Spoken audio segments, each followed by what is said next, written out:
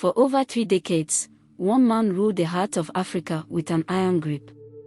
He was flamboyant, ruthless, and a master of political survival. His name, Mobutu Sese Seko. From a humble journalist to a military dictator who amassed billions while his people suffered, his story is one of power, corruption, and ultimate downfall. How did he rise? Why did he fall? And where did it all go wrong? This is the story of Mobutu Sese Seko, the leopard of Zaire. Hi and welcome to The Story Keeper. Here, we bring you fascinating stories about remarkable people and historic events that have shaped the world. Our channel is dedicated to uncovering hidden gems from the past, sharing intriguing insights, and keeping history alive in an engaging way. Don't forget to like, share, and subscribe to our YouTube channel to stay updated on our latest stories. Turn on notifications so you never miss an episode. Joseph Desire Mobutu was born on October 14, 1930, in Lissola, in what was then the Belgian Congo. His early life was shaped by colonial rule, Catholic schooling, and later, military service. But it was his passion for journalism that would change his fate. In 1949, Mobutu joined the Force Publique, the Belgian colonial army, where he learned discipline and military strategy. After his service, he worked as a journalist, gaining political insight and making key connections, including a friendship with Patrice Lumumba, Congo's future prime minister. On September 14, 1960, just months after Congo's independence, Mobutu led a coup against Prime Minister Patrice Lumumba. With US and Belgian support, he removed Lumumba, who was later executed under mysterious circumstances. Mobutu initially handed power back to a civilian government, but in 1965, he staged a second coup, this time making himself the absolute ruler of Congo. He suspended the constitution, banned political opposition, and declared a one-party state. He later changed the country's name from Congo to Zaire, and his own name to Mobutu Sese Seko Kuku Nbendu Wazobonga, meaning the all-powerful warrior who goes from conquest to conquest, leaving fire in his wake.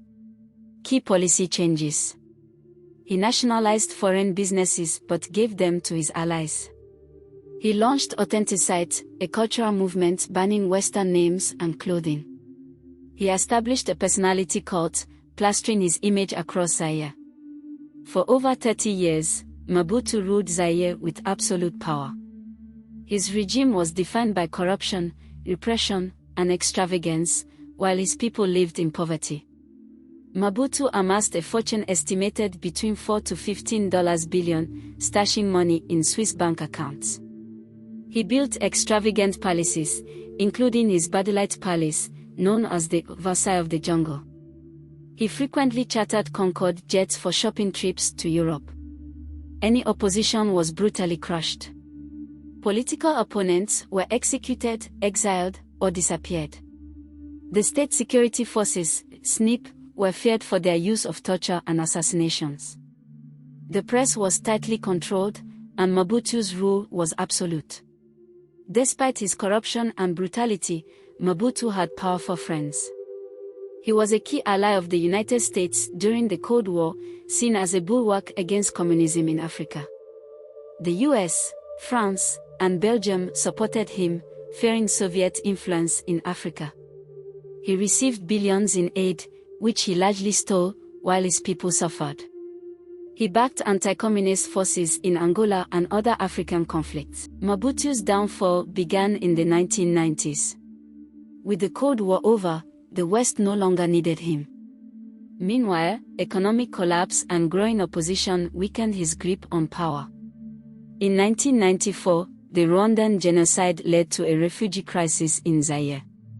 In 1996, rebels led by Laurent Desire Kabila, backed by Rwanda and Uganda, launched an uprising against Mobutu.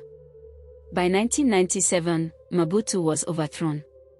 His once loyal army deserted him, and he fled into exile. Mobutu sought refuge in Morocco, where he died of prostate cancer on September 7, 1997.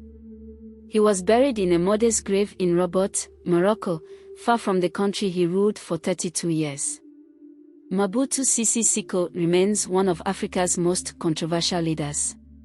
Was he simply a Cold War puppet? A master manipulator? Or a brutal dictator who betrayed his people? Some of his legacy include stabilizing Zaire for a time. He maintained unity in a vast, diverse country. He stole billions, leaving the nation in ruin. Repressed freedoms, silencing opposition. His fall marked the end of an era, but the consequences of his rule still haunt the DRC today. What do you think?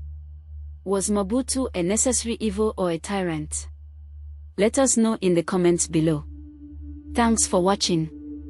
Don't forget to subscribe for more deep dives into African and world history.